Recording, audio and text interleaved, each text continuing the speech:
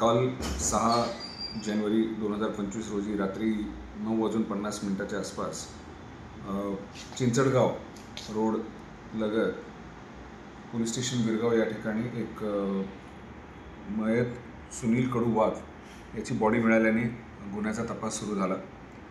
त्या अनुषंगाने विरगाव पोलीस स्टेशनचे API वाघमोडे व त्यांची टीम तिथे पोहोचली आणि त्यांनी तात्काळ इन्व्हेस्टिगेशन सुरू केलं.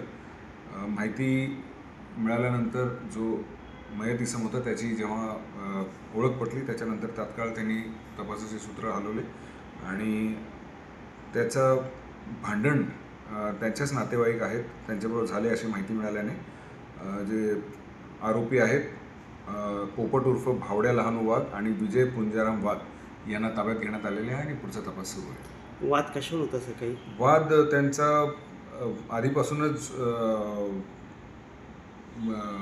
छोटे मोठे भांडणं होते आणि त्याचा अजून तपास चालू आहे. ठीक आहे. Thank you sir.